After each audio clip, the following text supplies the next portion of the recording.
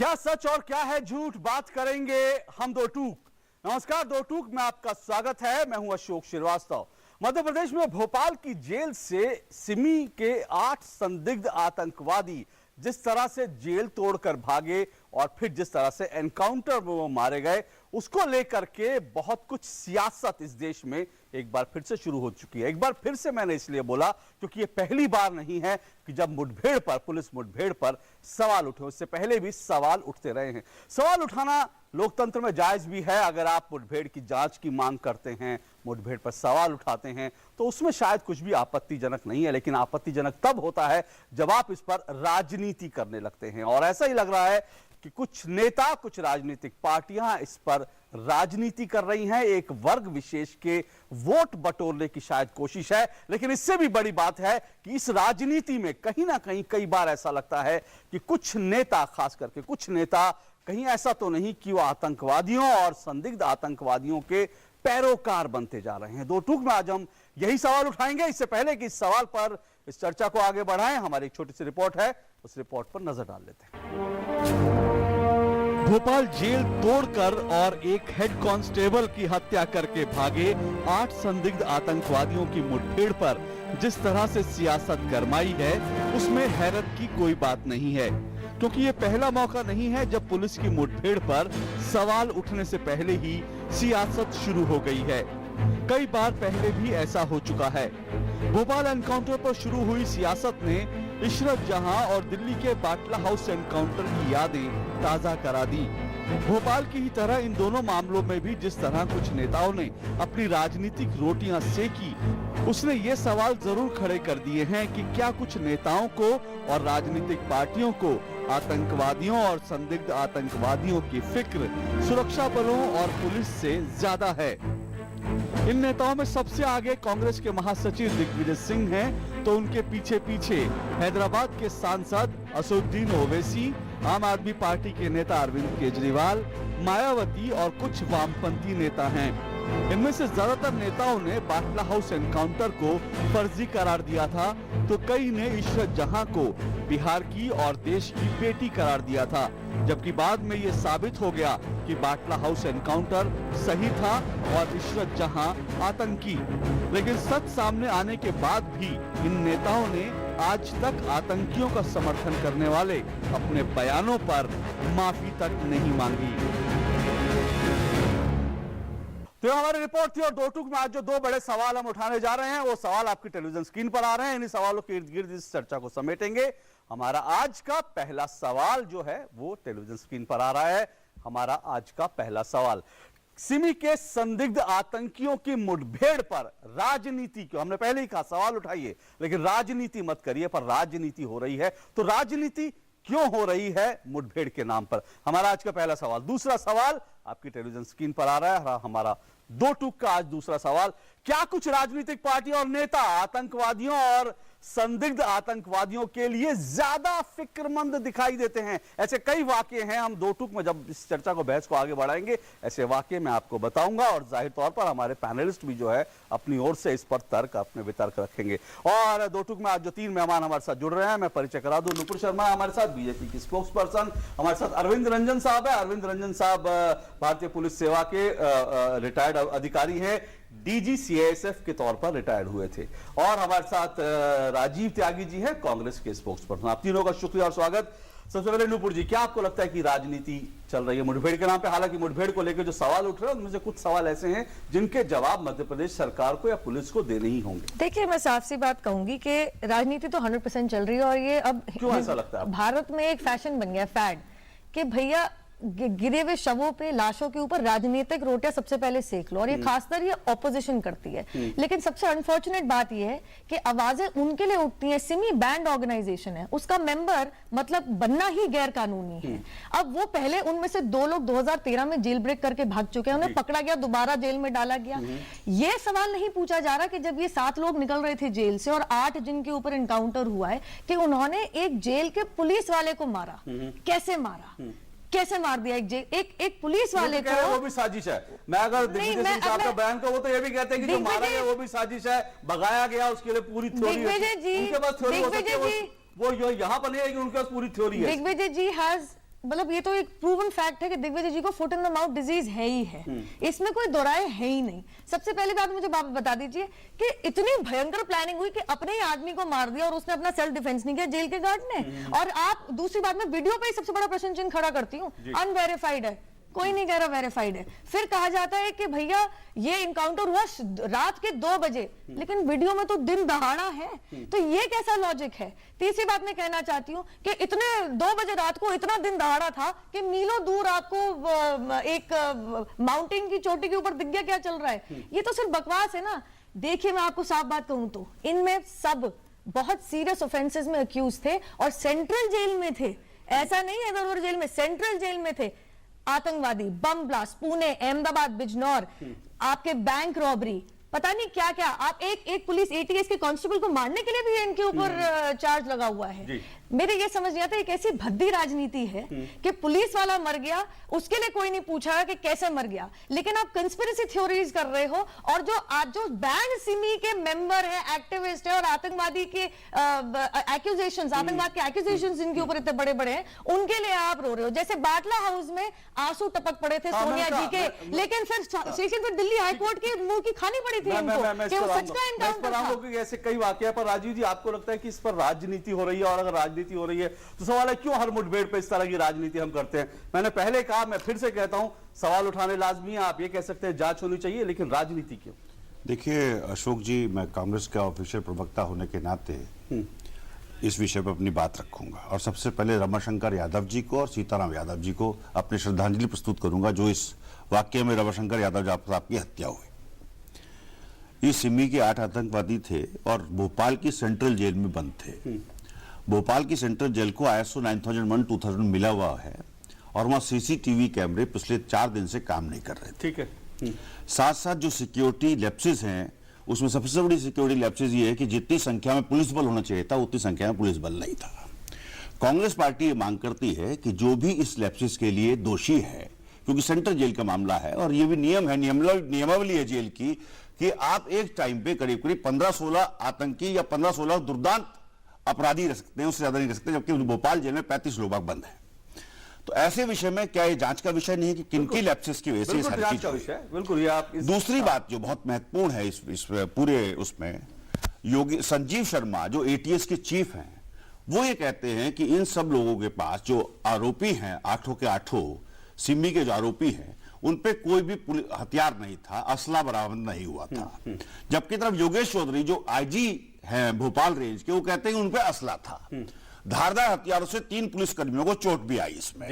असला अगर चला नहीं तो असले की बात कहां से आई, तो यह जांच का विषय होना चाहिए। दूसरी बात जो बहुत महत्वपूर्ण है इसमें, 2013 में माननीय सुप्रीम कोर्ट ने एक रूलिंग दी थी कि कोई भी एनकाउंटर अगर पुलिस करेगी तो उसका जांच हो सकती है और उसकी जांच के नियम कायदे बनाए गए थे। ठीक है, बिल्कुल ठीक है। उन नियम कायदों के हिसाब से अगर जांच होती है तो उसमें किसी को कोई आपत्ति नहीं होनी चाहिए। बिल्कुल ठीक बात है। इसके अलावा मैं उस पर मैंने राजीव जी उसमें जाने की जरूरत नहीं, क्योंकि उसमें मुझे लगता है कोई विवाद नहीं। ऊपर जी आपको कोई विवाद नहीं, उस पर कोई विवाद ही नहीं है। आप उस पर जांच होनी चाहिए, लेकिन विवाद सिर्फ जांच पे नहीं है, राजनीति पर। आपने कहा कि आप ऑफिशियल स्पोक्स पर्सन है, जाहिर तौर पर कांग्रेस की ऑफिशियल लाइन, लेकिन कांग्रेस के अनऑफिशियल स्पोक्स पर्सन जो लोग हैं, बहुत सारे लोग हैं, राजनीति की शुरुआत हमेशा वहीं से होती है, चाहे कितने भी एनकाउंटर हो। मैं नाम नहीं ले रहा, लेकिन मैं नाम ले देता हूं, मैं सब नाम ले देता हूं। जी। तो राजनीति वहीं से शुरू होती है, चाहे बाटला हाउस एनकाउंटर हो, चाहे फिर ये। आप दिग्विजय सिंह साहब की बात करेंगे इसमें कि दिग्विजय सिंह साहब का स्टेटमेंट आया इसमें।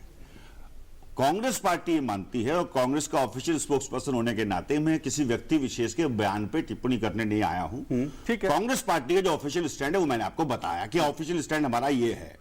सुप्रीम कोर्ट या तो इस धारा को बनाता नहीं या इस नियम को नहीं बनाते, तो सुप्रीम कोर्ट के हिसाब से अगर जांच होती है, पहले गवर्नमेंट ऑफ मध्य प्रदेश ने कहा कि इसकी एनआईए जांच करेगी। आज न्यूज़पेपर में रिपोर्ट है कि एनआईए जांच नहीं करेगी, एसआईटी जांच करेगी उन्होंने कहा। अब एसआईटी पे आ गए। तो मेरा कहना यह है कि 2 कदम आप आगे जाते हैं, 4 कदम पीछे हटते हैं। आप सम कर रहे हैं इस काम को।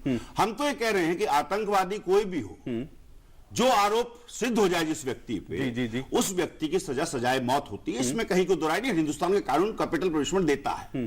हालांकि बहुत सारे लोग बाग जो आरोपी रहे हैं उसमें 37 लोग बाग सुप्रीम कोर्ट छोड़ भी चुका है। ऐसे आरोपियों ठीक है, में, वो ऐसे आरोपियों को, हाँ ठीक है, जिनको आतंकवादी डिक्लेयर किया गया, न्यायिक आतंकवादियों की धारा लगी गई, वो न्यायिक प्रक्रिया है, न्यायिक प्रक्रिया में 37 वो न्यायिक प्रक्रिया है, वो न्यायिक प्रक्रिया वो सब हो जाता है। अब रही बात आपने जो सवाल उठाया था दिग्विजय सिंह साहब का, मैं बहुत स्पष्ट कहता हूं, मेरा जो स्टैंड है वो कांग्रेस का ऑफिशियल स्टैंड है।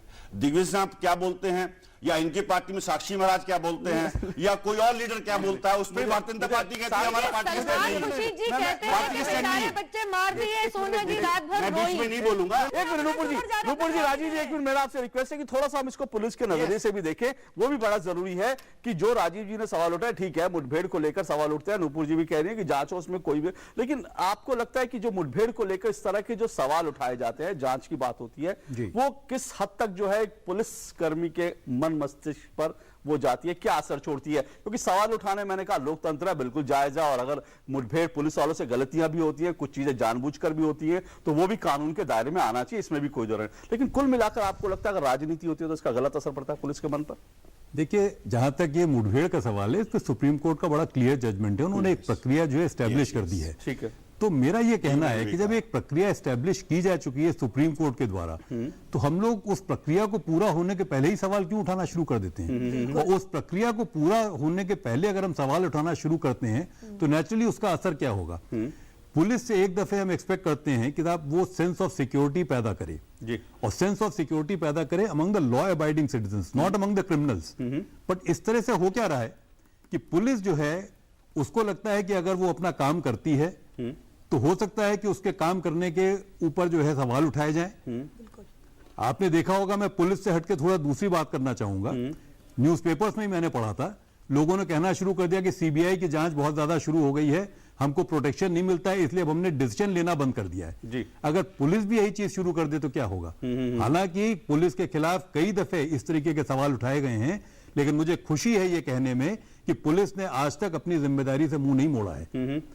चाहे कितने भी एनकाउंटर्स हुए हों, चाहे कितने भी सवाल पुलिस के ऊपर उठाए गए हों, और जहां उन्होंने गलत काम किया है उनके खिलाफ कार्रवाई भी हुई है, ऐसा नहीं कि कार्रवाई नहीं हुई है। बट पूरे पुलिस महकमे को, पूरे पुलिस डिपार्टमेंट को, पूरी पुलिस प्रणाली को एक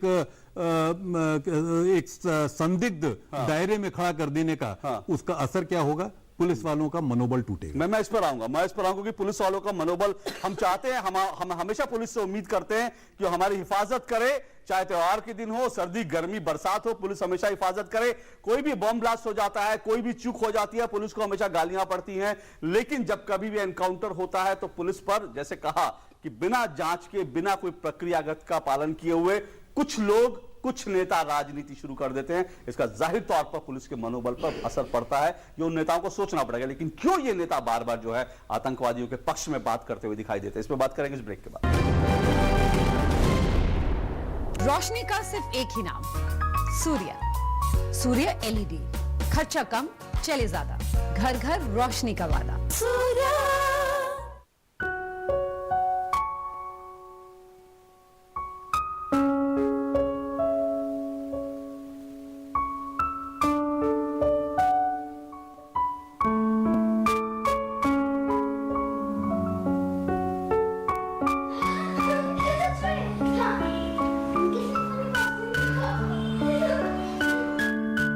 अगर कोई बच्चा आपके यहाँ काम कर रहा है तो आप भी अपराधी हैं। गरम पकौड़े रह गए, छोटा कोई काम नहीं जो लगन से करे वो पूरा, बड़े बड़े सपने हो पूरे, कोई न रहे अधूरा, जो भी कर जी जान से कर, खुशियां भी होगी बारिश। जीवन के सफर में जी जान लगा देने वालों का फोन जीवी। मैं ये नहीं पूछूंगा कि आप शौच के लिए कहां गए, मैं ये भी नहीं पूछूंगा कि अगर आप खुले में शौच के लिए गए तो क्या आपने अपने बच्चे की जान को खतरे में डाला? क्या आपके गांव की बच्चियों को खुले में शौच करते हुए किसी ने बुरी नजर से देखा? आप खुद समझदार हैं, सक्षम हैं। आप ये तो जानते ही होंगे कि हमारे देश में 70,000 से ज्यादा गांवों के लोगों ने खुले में शौच की प्रथा को खत्म कर दिया है। गांव के बच्चे, महिला, पुरुष सब इस लक्ष्य में जुटे। निगरानी समितियां बनी जिन्होंने खुले में शौच कर रहे लोगों को समझाया, शौचालय बनाया, उनका इस्तेमाल करना सिखाया। क्या आपका गांव भी बनेगा खुले में शौच से मुक्त? आइए स्वच्छ भारत अभियान से जुड़िए, अब नहीं तो कब।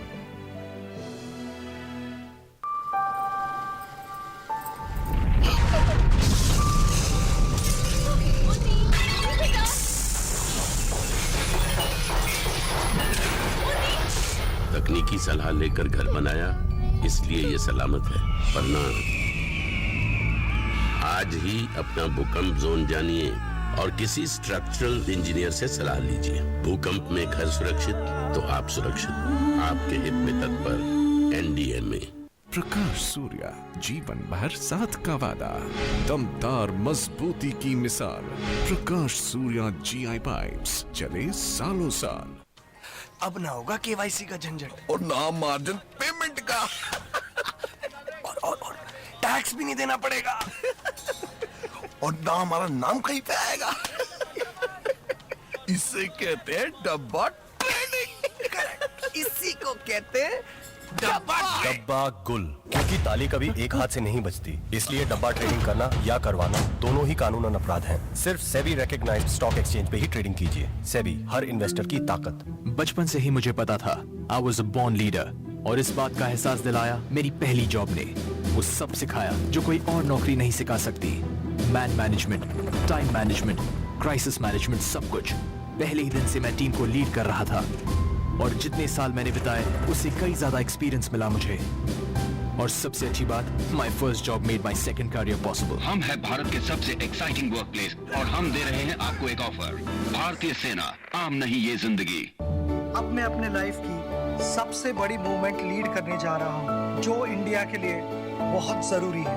आपको खड़ा होना पड़ेगा मेरे साथ टीम स्वच्छ भारत मिशन का हिस्सा बनकर, और हम सब मिलकर एक ऐसा इंडिया बनाएंगे जहाँ हर कोई टॉयलेट यूज करता हो, क्योंकि जब सब टॉयलेट यूज करेंगे तो सब प्रोग्रेस करेंगे।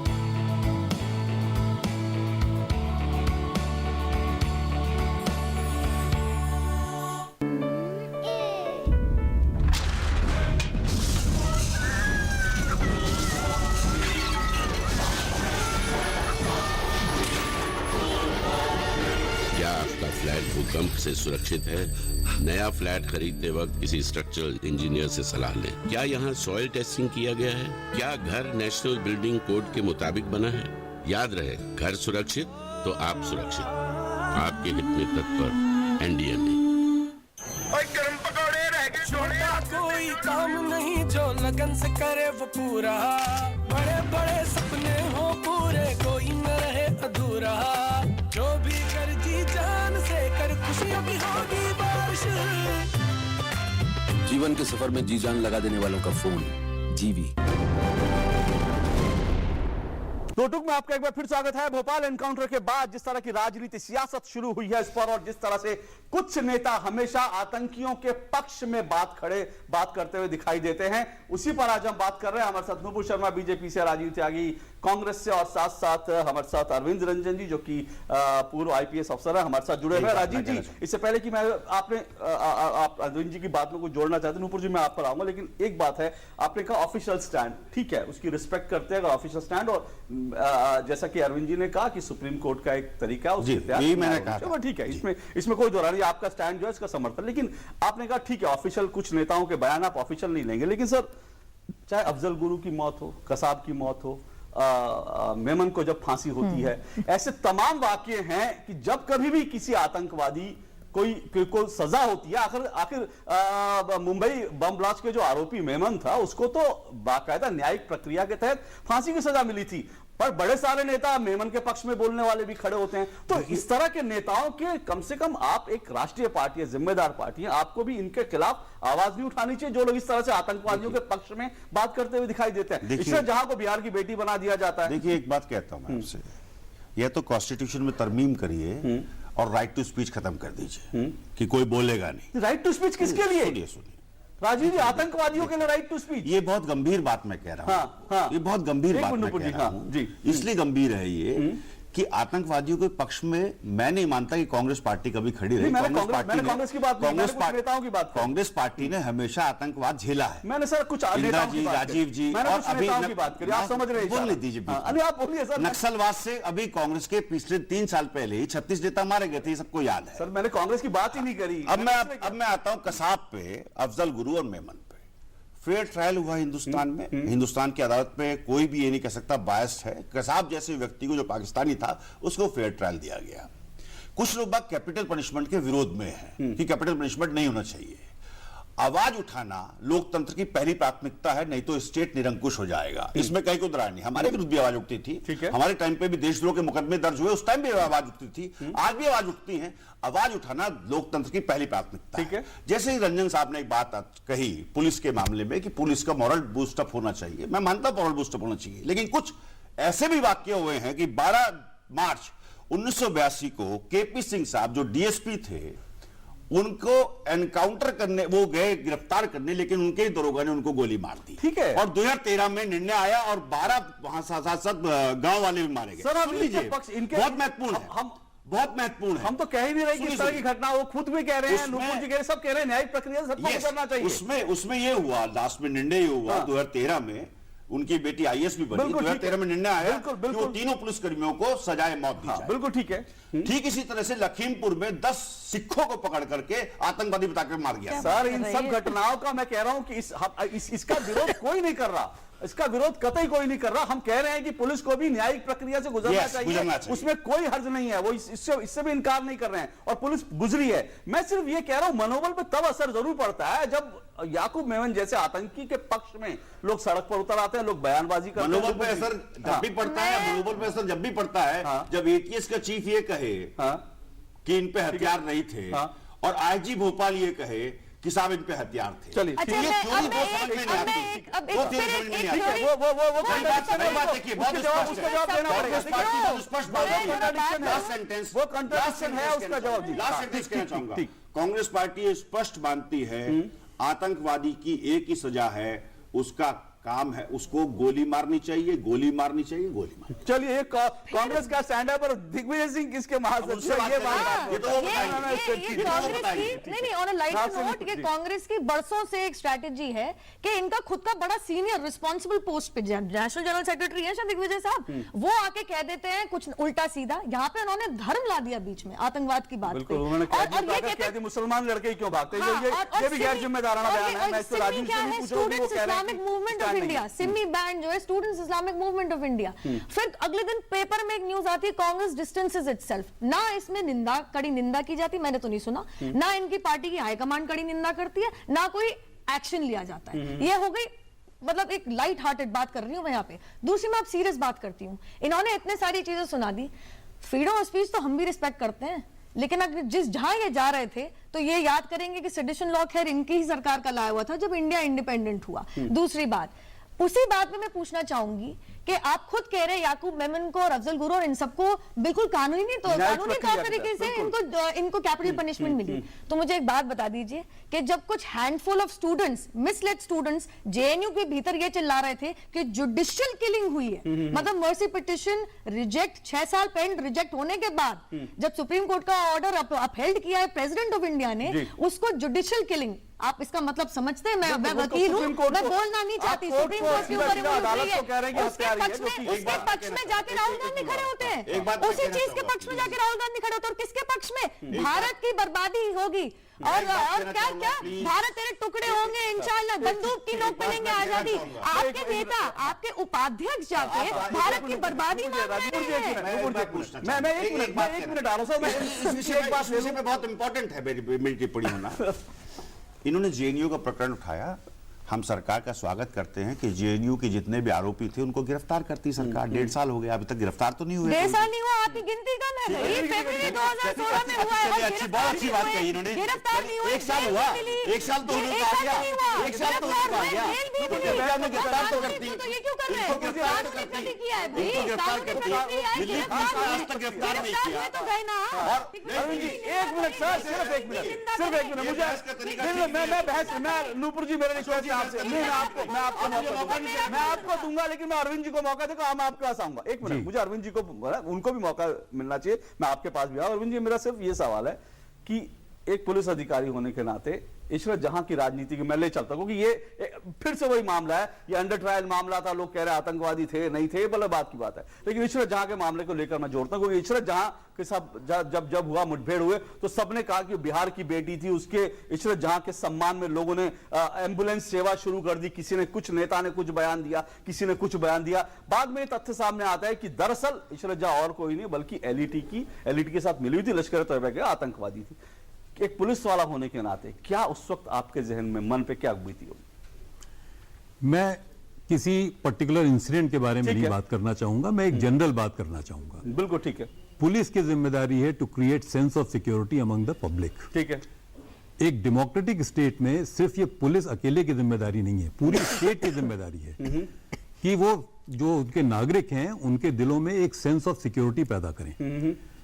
और जब हम स्टेट की बात करते हैं तो state is comprised of all the constituents, ठीक है, जिसमें पॉलिटिकल पार्टीज जो हैं they are also part of the state. पक्ष विपक्ष they are all forming the parliament. तो विपक्ष की भी जिम्मेदारी होती है to create sense of security among the population. और मैं पूरी बात कर लेती हूँ। और जब विपक्ष और दूसरे लोग नेता जब इस तरह की बातें करते हैं, गैर जिम्मेदाराना बातें, तो इससे क्या कर रहे हैं वो? They are only creating a sense of insecurity among the public. They are not creating sense of security among the public. Sense of insecurity create करके क्या वो स्टेट के जो प्रिंसिपल्स हैं उसके खिलाफ नहीं जा रहे हैं? मेरा सिर्फ ये वो बहुत संक्षेप में आपने एक बात कही थी, आपने कहा पुलिस पर मनोबल जब असर खराब, पुलिस पर जब मनोबल खराब असर पड़ता है तो इसके क्या नतीजे क्या हो सकते हैं? हमने कभी इस बारे में कोई बात नहीं की, लेकिन ये एक आम आदमी को सोचना चाहिए इसके नतीजे क्या हो सकते हैं। नहीं, उसके नतीजों के बारे में देखिए खुल के बात करने से कोई फायदा नहीं है, तो सीधे साधे समझने वाली चीज है। अब आपने अभी आज के पेपर में देखा था, एक ट्रैफिक कांस्टेबल जो था 1.5 साल बाद उसकी शिकायत के ऊपर एक महिला के खिलाफ कंप्लेंट किया, FIR लॉन्च की गई है, और 1.5 साल पहले उसको उसी प्रकरण में उसको सजा दे दी गई थी। बिल्कुल बिल्कुल। तो शुक्र की बात यह है कि बाकी ट्रैफिक कर्मियों ने अपना काम बंद नहीं कर दिया था। ठीक बात है। राजीव जी, बहुत संक्षेप में 1 मिनट में आप अपनी बात की, समय कम है लेकिन आपको मैं मौका देना चाहता हूं। मैं एक उदाहरण देना चाहूंगा नुपुर जी को। 31/3/2008 को सिमी के 5 आतंकवादी मध्य प्रदेश में पकड़े गए थे। 12 जनवरी 2011 को वो आरोपी सिद्ध हुए, उन पर आरोप सिद्ध हुआ और उनको सजा बोली। 26 जनवरी 2011 को उन 5 आतंकवादियों को छोड़ दिया गया, मध्य प्रदेश सरकार ने छोड़ा। हमने आवाज उठाई, मीडिया ने आवाज उठाई, उसके बाद उनको दोबारा से जेल में डाला गया। ऐसी कौन सी राष्ट्रवादी सरकार है जो सिब्बी के आतंकवादी छोड़ रही? पहली बात। दूसरी बात, NCTC, national counter terrorism council, अपनी बात पूरी सुनिए, अपनी बात पूरी कर लें। आप नेशनल काउंटर टेररिज्म कानूनी आप जवाब दे दीजिएगा, उनको बात पूरी करेंगे। फैक्चुअली बोलेंगे तो मैं इनसे फैक्चुअली बोल रहा हूं, मैं फैक्चुअली मैं भारतीय जनता पार्टी के झूठ पकड़ता हूं, इसलिए मेरे फैक्ट्स में प्रश्न लगाते हैं। मैं ज्यादा जोर से हाथ फेंकने से चीजें नहीं चलेंगी। मेरी बात से सुनिए। NCTC, national counter terrorism corporation जो बनाने की बात हुई, काउंसिल बनाने की बात हुई थी, कांग्रेस ने 2012 में शुरू की, बीजेपी ने उसका विरोध किया, क्योंकि संघ की जो हिंसा है वो भी उसके दायरे में आती है। इसलिए निश्चित रूप से भारतीय जनता पार्टी कहीं ना कहीं हिस्से को किसी देती है।